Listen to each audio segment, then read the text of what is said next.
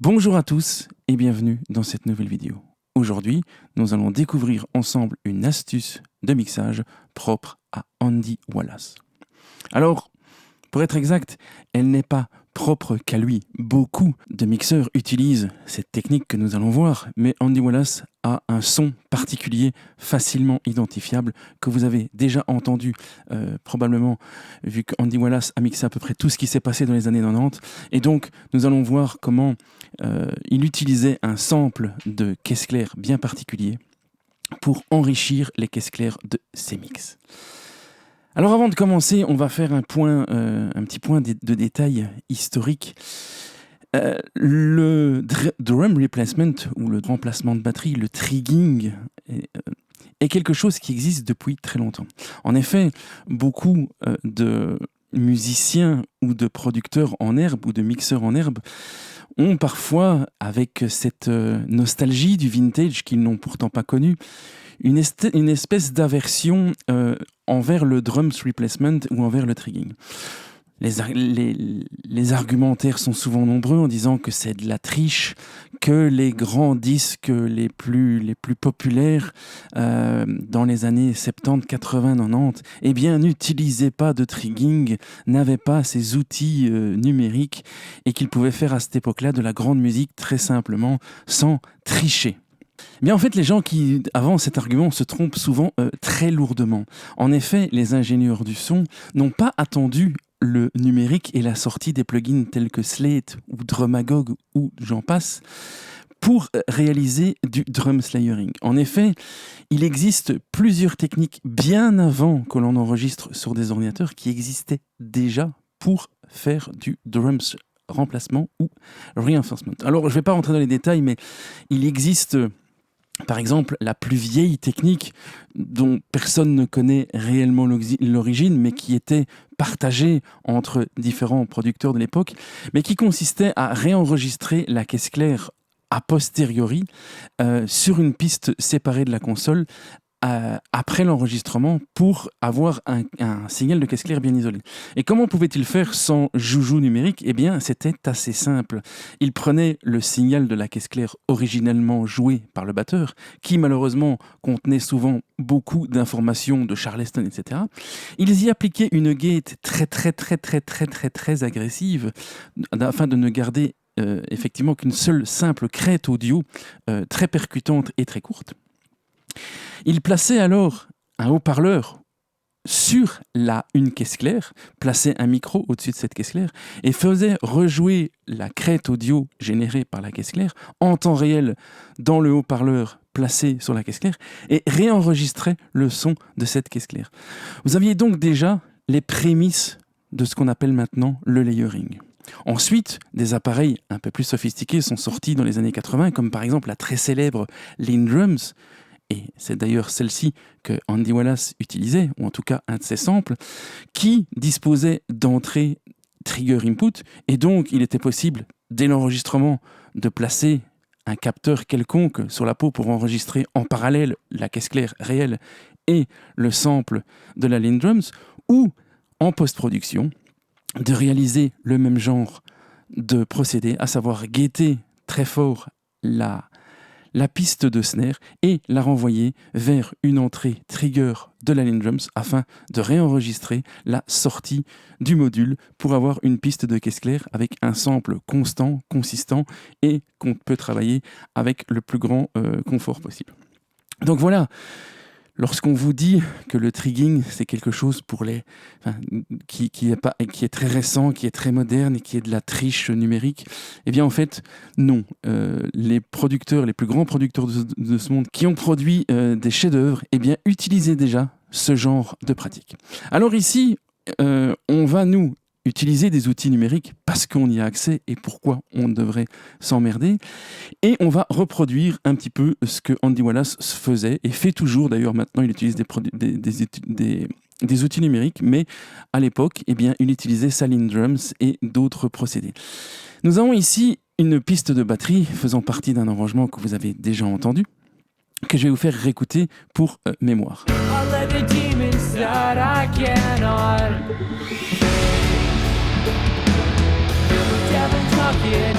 Alors, ça sonne pas mal, mais la caisse claire mange un tout petit peu de punch. C'est pourquoi je me suis permis déjà de la dupliquer et je vais ici la renommer trigger pour que l'on visualise bien ce qui se passe. Alors sur cette piste dupliquée, je vais simplement placer ici un module qui me permet de transformer le signal audio en provenance de la piste de caisse claire. Donc si j'ouvre la fenêtre arrangement, eh bien vous constatez que ma piste de trigger n'est qu'une copie contenant des crêtes audio exactement comme la première. Et donc ici, mon plugin va simplement permettre de transformer ces impulsions audio en signal MIDI. Signal MIDI qui va être redirigé vers le canal 1 et la note 36. Derrière ce module, qui existe dans tous les DAW et il y a plusieurs sortes sur le marché, eh bien, je place un simple sampler contenant un sample que je vous mettrai bien entendu en lien dans la description et qui est donc un sample que j'ai baptisé AW pour Andy Wallace Snare. Je vais vous faire écouter tout de suite ce sample. Voilà. Alors, ça peut paraître complètement pas naturel du tout, mais c'est bel et bien ce genre de sample qu'il utilisait, alors parfois avec certaines variations. Et donc en fait c'est un sample issu d'une batterie type Lindrums, sample qui est passé également au travers d'une reverb AMS, je pense avec le type mode non linéaire, pour donner un gros decay au sample. Alors je vais un petit peu monter le volume ici de sortie à 6 dB, voilà, et je vais vous faire écouter. Voilà, donc on a vraiment quelque chose qui ressemble à un coup de mitraillette, vous en conviendrez, et seul c'est pas très très beau à écouter. Mais là n'est pas la question. Ensuite, j'ai placé, et juste parce que Andy Wallace mixe très généralement sur une SSL, eh bien un plugin de SSL, une tranche d'SSL qui a finalement peu d'importance, si ce n'est la partie gate et EQ que nous allons voir dans quelques instants. Et donc le principe, c'est de mixer en parallèle de nos 3 pistes ici déjà présentes, eh bien notre sample. Alors je vais mettre la batterie pour l'instant en solo et je vais monter progressivement le sample pour se rendre compte de ce que ça ajoute à notre son de caisse claire.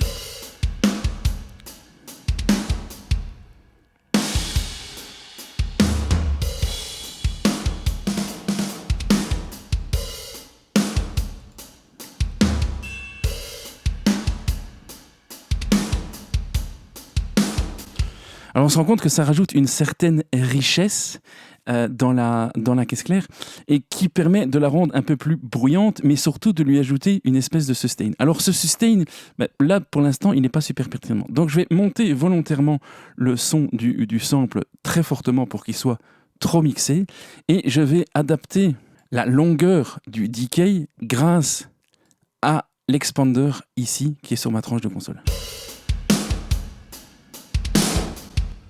Je vais même mettre ici en solo pour que vous entendiez mieux ce qui se passe.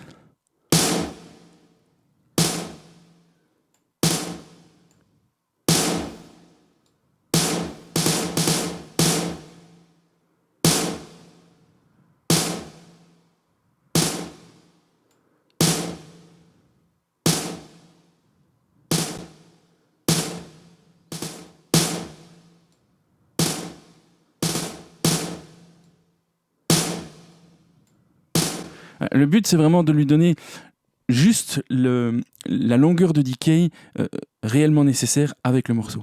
Alors, on va également se permettre de modifier un petit peu ce qui se passe ici dans les Q. Et donc, vous le voyez, je l'ai déjà fait précédemment.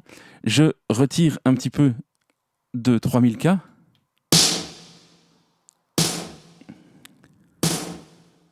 Voilà. Et je vais ajouter un petit peu de basse fréquence.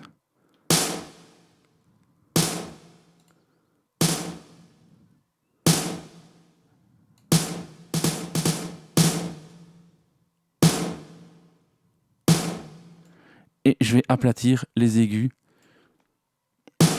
pour que le sample sonne un petit peu plus naturel par rapport à l'autre caisse claire. Je vais maintenant faire un blend de l'ensemble.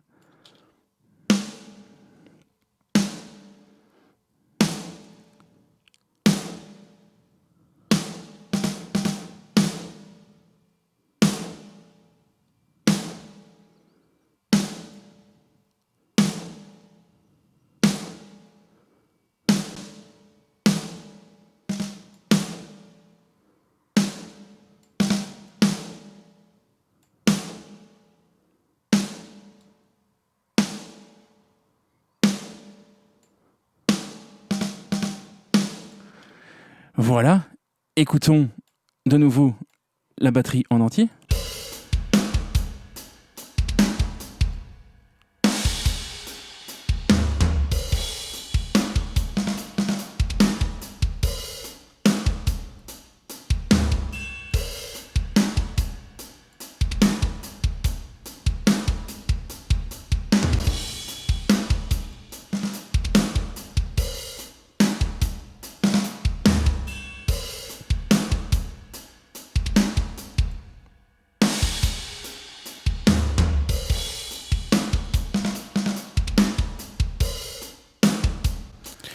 Remarquez que le sample s'ajoute, ça donne pas l'impression qu'il y a un trigging, ça renforce, ça grossit juste le son de notre caisse claire.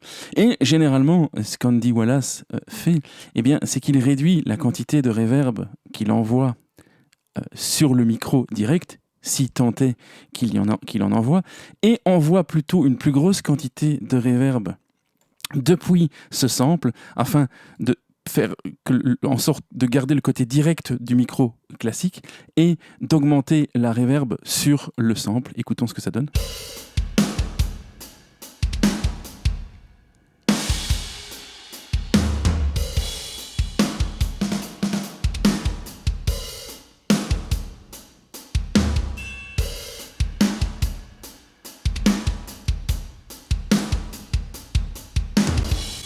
Je ne sais pas si vous entendez la différence, c'est subtil. Le but n'est pas de complètement transformer le son du batteur, mais on a l'impression que le batteur a une caisse claire mieux accordée, plus riche, et qu'il frappe légèrement plus fort dessus. Alors, en plus de réaliser ce procédé, eh bien, on peut utiliser également le compresseur en mode, ici, quelque chose comme 4, avec une attaque lente et un release qui va pomper plus ou moins en rythme, et utiliser le threshold ici pour induire une petite réduction. Essayons.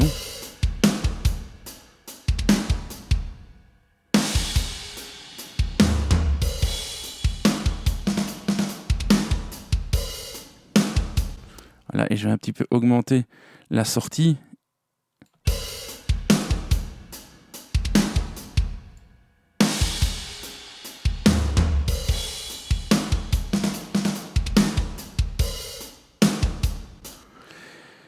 Je vais un petit peu réduire le volume du coup.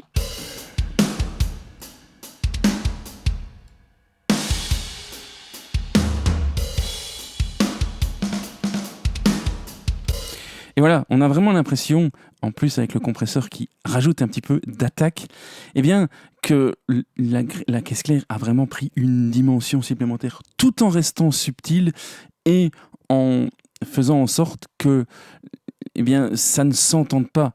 Écoutez bien dans le mix entier.